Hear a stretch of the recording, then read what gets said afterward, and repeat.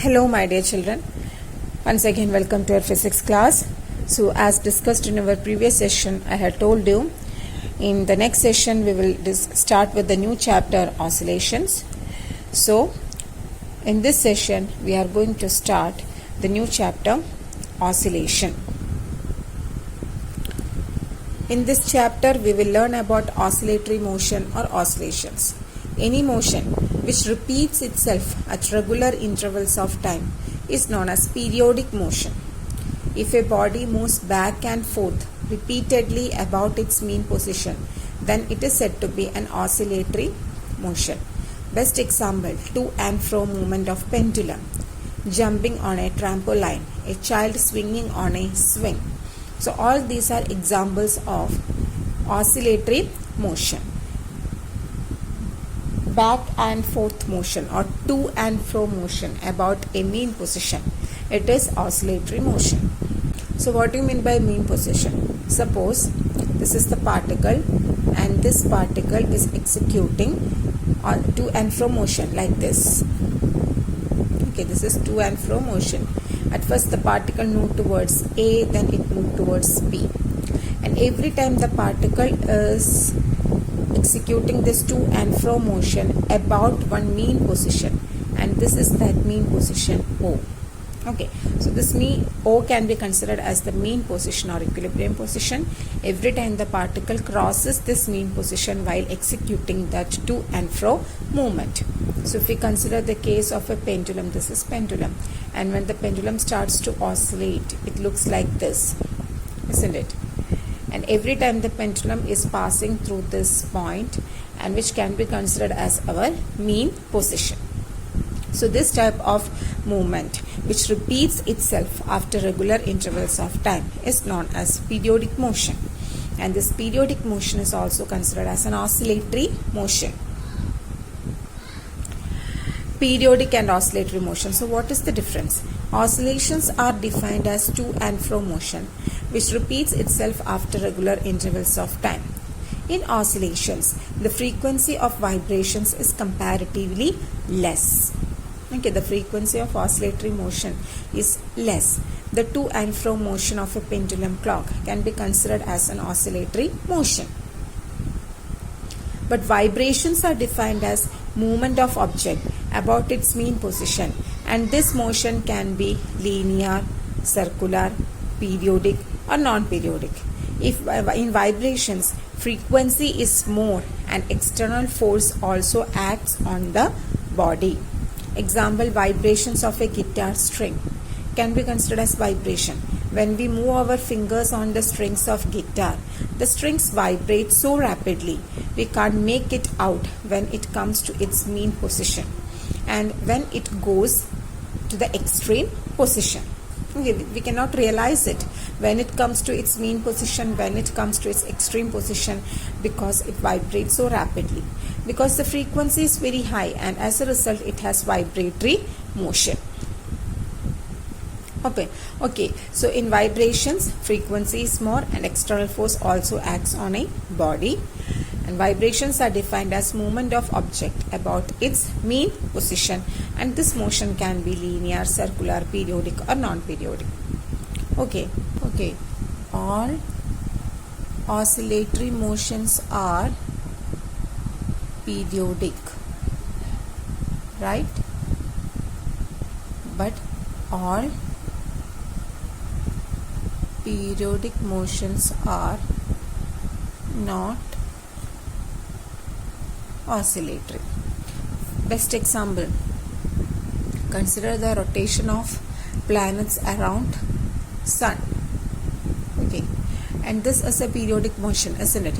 Because every time the planets complete one revolution around the sun in a fixed period of time.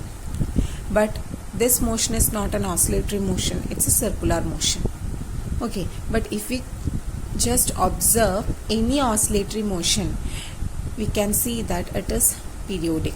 So all oscillatory motions will be periodic, but all periodic motions won't be oscillatory. Okay, so every oscillatory motion is periodic motion, That is, every oscillatory motion repeats itself after the fixed time interval. But every periodic motion is not oscillatory. Example, motion of planets around the sun is periodic but is not oscillatory motion. Now, what do you mean by equilibrium position? Oscillating bodies comes to rest at their equilibrium position. When a bob is suspended from a rigid support, it goes to extreme position, then comes to its mean position, which is known as equilibrium position. So I had told you about a mean position in the oscillatory motion, isn't it? So finally the particle comes to rest at that mean position, and that mean position can be considered as equilibrium position. If we consider the case of a pendulum, see here the pendulum will move to the two extreme positions A and C.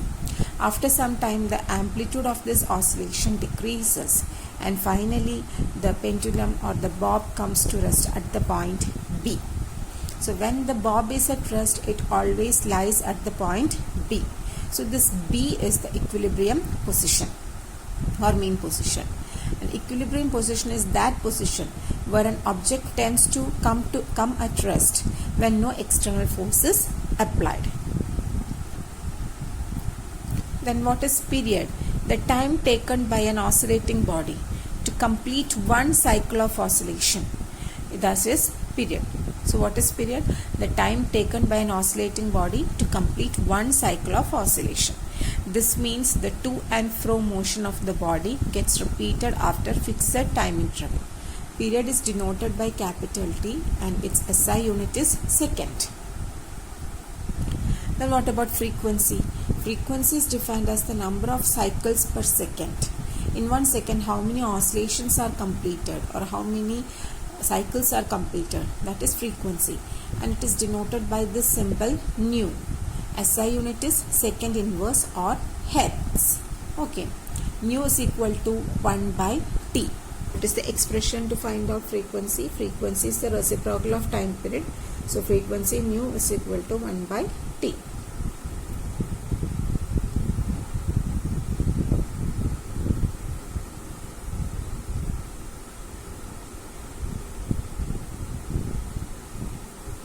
Then displacement. Displacement in periodic motion can be represented by a function which is periodic, which repeats after fixed time interval. Okay, so displacement of a oscillation means the change of any physical property with time under consideration. Okay, change of any physical quantity with respect to time under consideration. For example, consider this case.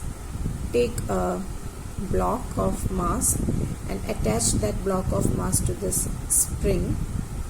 Okay, one end of the spring is attached to a rigid support, and this is the block of mass here. And when this block of mass is stretched towards right and then released, it starts to execute an to and fro motion like this, right? To and fro motion like this. So it executes an oscillatory motion, a periodic motion here.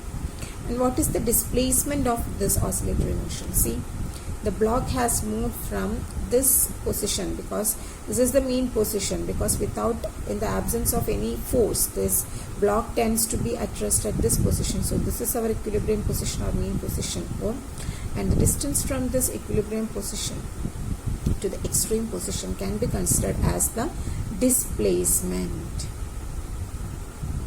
Okay, and if we consider the case of a pendulum, when the bob of the pendulum swings to both the directions, both the extremes like this. So if we consider this angle theta, this can be considered as the displacement of the bob from its equilibrium position, because this is the equilibrium position of the pendulum and this is the displacement of the pendulum from the equilibrium position, and this is denoted by this angle theta. Now let's discuss about simple harmonic motion. So what do you mean by simple harmonic motion? Simple harmonic motion is the simplest type of oscillatory motion. It is a periodic motion in which the body moves to and fro about its mean position. The restoring force on the oscillating body is directly proportional to its displacement and is always directed towards its mean position. Okay, so that is the peculiarity of the force acting in a simple harmonic motion. The restoring force is directly proportional to its displacement and it is directed towards its mean position. We can write restoring force is proportional to its displacement, that x represents its displacement, and it is always directed towards its mean position, so that is indicated by a negative sign here. And to remove the proportionality symbol, we can add a constant. Let that constant be k. So the expression for the restoring force in a oscillatory motion is F equal to minus kx. Okay, so this is about simple harmonic motion. The oscillatory motion is said to be simple harmonic motion if the displacement of the particle varies with respect to time as given by this equation. That is x of t, which is the displacement, that should be a cosine function or the sine function. So it must be a sinusoidal function. So x of t is equal to a cos omega t plus phi, where a is the amplitude of that wave. Okay, so if you consider here, this is the displacement and this graph shows the displacement of a simple harmonic motion, and this graph is a continuous function of time and it varies with respect to time as a sine function or cosine function. So here when we look at the magnitude of this wave, what is the magnitude? This is the magnitude distance, maximum distance from the equilibrium position or the mean position. So this is the magnitude and the magnitude is 1.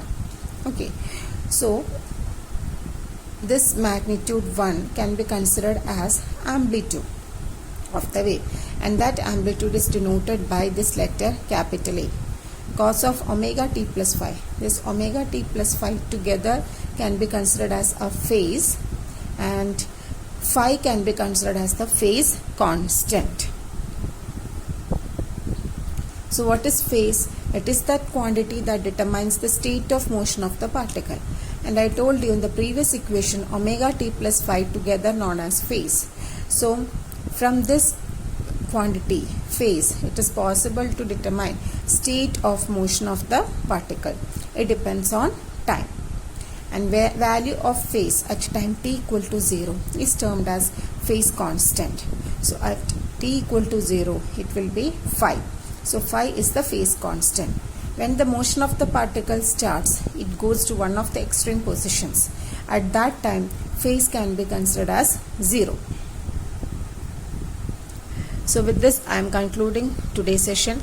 Notes of the topic and YouTube video have been uploaded. Just go through it. We will meet in the next session. Till then, take care, stay home, stay safe. Thank you.